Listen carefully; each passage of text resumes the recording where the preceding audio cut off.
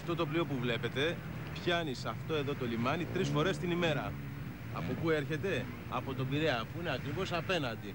Μετά από 1 ώρα μόνο πλεύσης, σαν να κάνεις κρουαζιέρα, δένει στην έκπληξη του νησιού. Στην έκπληξη της Αίγινας. Σουβάλα. Έλα τι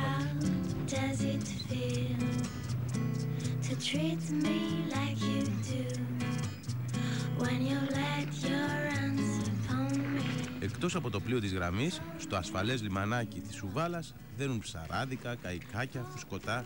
Κάθε λογής πλεούμενο έχει μια θέση εδώ.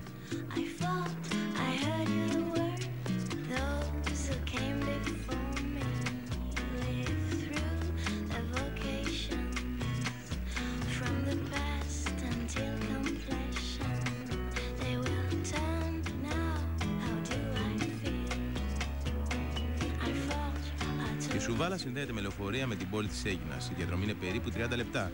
Ενώ πίσω από το χωριό υπάρχει ένας καλός δρόμος που οδηγεί στην παλαιοχώρα, μισονική πόλη, και στο γνωστό μοναστήρι του Αγίου Νεκταρίου.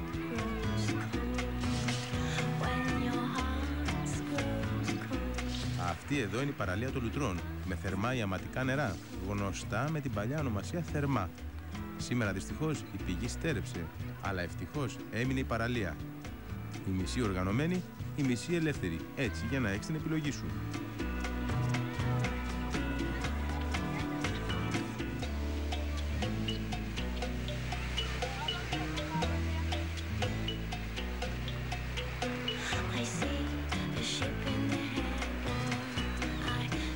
Λοιπόν, παιδιά, αντί να λιώνετε στον Πειραιά και στην Αθήνα, πάρτε το καραβάκι από τον Πειραιά, σε 1 ώρα έχετε φτάσει Σουβάλα.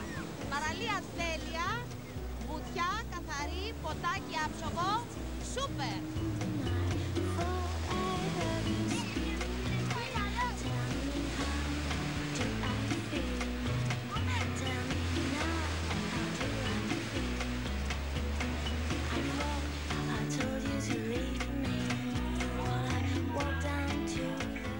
Με λένε Βασίλη, φίλοι μου Βάσο, και πλέον έχουμε στη Σουβάλα μια οργανωμένη παραλία.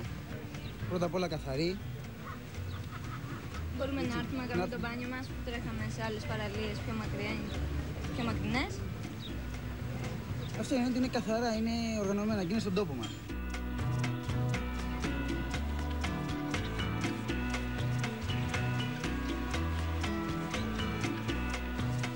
Άραγε πόσες κινήσεις χρειάζονται για να νιώσει κάποιος χαρούμενος?